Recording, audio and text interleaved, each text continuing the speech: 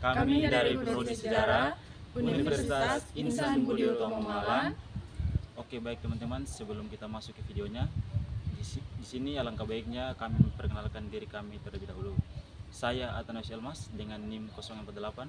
Saya Melania Amelia Simpat dengan NIM 045. Saya Christina Malo, NIM 003.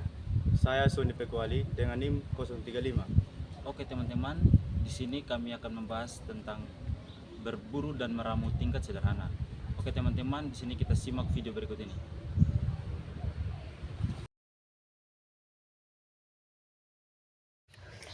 Pada awal kehidupan, manusia bertahan dengan berburu dan mengumpulkan makanan tingkat sederhana.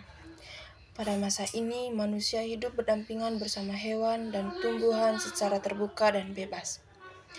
Pada masa berburu dan mengumpulkan makanan tingkat sederhana, mereka berburu hewan besar bertulang belakang, seperti rusa, babi, dan kerbau. Mereka juga mengumpulkan buah-buahan dan umbi-umbian serta ikan. Kehidupan manusia pada masa ini masih sangat sederhana. Hal tersebut dapat dilihat dari kehidupan manusia yang hanya terpusat pada upaya mempertahankan diri di tengah alam yang penuh tantangan, dengan kemampuannya yang masih sangat terbatas.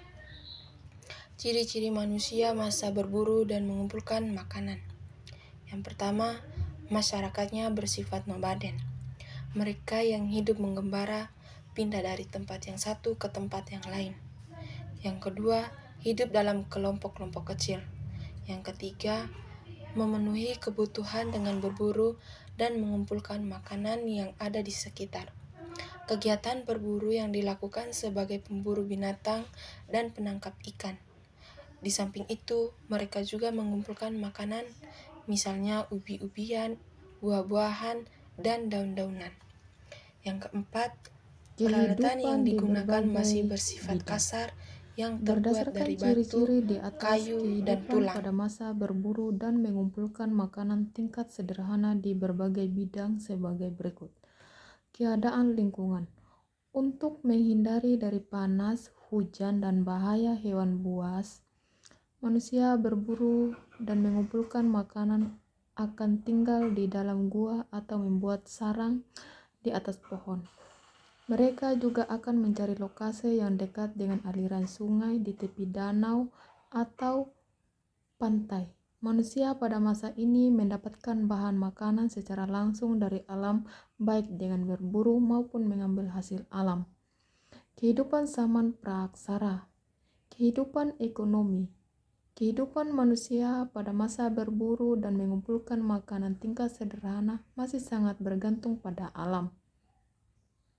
Kebutuhan makanan dipenuhi dengan cara berburu hewan dan mengumpulkan umbi-umbian, buah-buahan, serta dedaunan yang ditemukan di sekitar lingkungan mereka.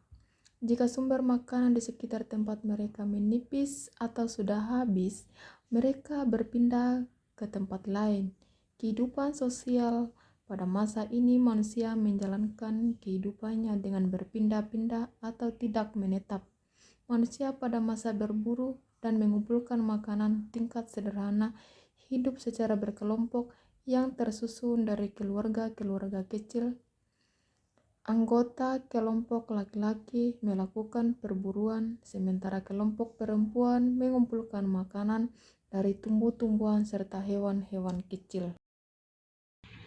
Peninggalan zaman praaksara, kehidupan budaya. Pada masa berburu dan mengumpulkan makanan tingkat sederhana, mereka sudah mengenal api dalam kehidupan sehari-hari. Api menjadi hal penting bagi masa ini karena menggunakan untuk meramu makanan, pencahayaan di malam hari, dan mengembangkan teknologi. Pada masa ini, manusia sudah mampu membuat alat-alat sederhana dari batu, tulang, dan kayu meskipun masih berbentuk kasar. Alat-alat masa berburu dan mengumpulkan makanan tingkat sederhana antara lain: alat-alat batu inti terdiri dari kapak peribas, kapak penetak, pahat genggam, dan kapak genggam. Alat serpi yang digunakan untuk pisau, serut, gurdi, mata panah, dan untuk menguliti ubi-ubian.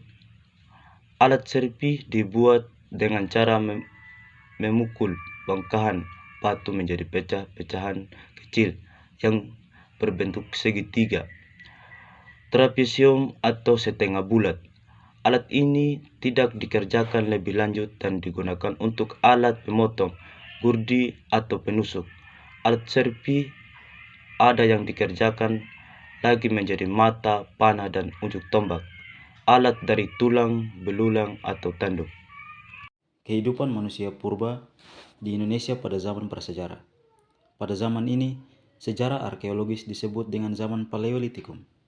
Zaman Paleolitikum dapat dibedakan menjadi dua kebudayaan, yaitu kebudayaan Pacitan dan kebudayaan Ngandong. 1. Kebudayaan Pacitan. Kebudayaan Pacitan menunjukkan alat-alat dari batu seperti kapak, tapi tidak mempunyai tangkai atau alat penetak. Karena tidak memakai tangkai, maka disebut kapak genggam.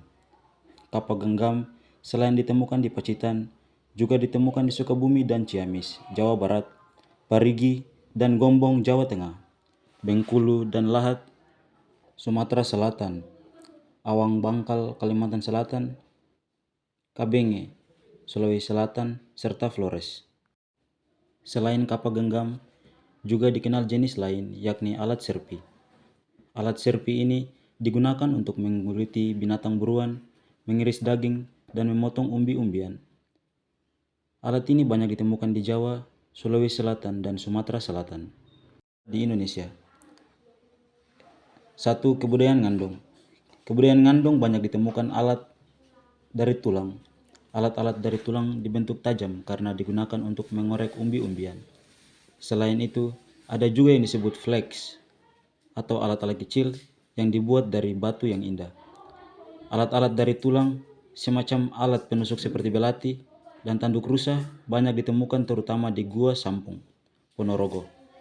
Alat ini digunakan untuk menoreh ubi dan keladi dari dalam tanah. Ada juga alat-alat seperti ujung tombak dengan gigi-gigi pada sisinya yang mungkin digunakan untuk menangkap ikan.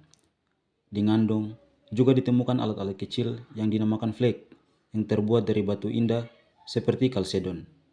Alat-alat juga ada yang dibuat dari kerang tetapi jumlahnya kecil. Penyebaran alat-alat tersebut antara lain di Sumatera, Jawa, Sulawesi, Bali, NTT, Maluku, dan Papua.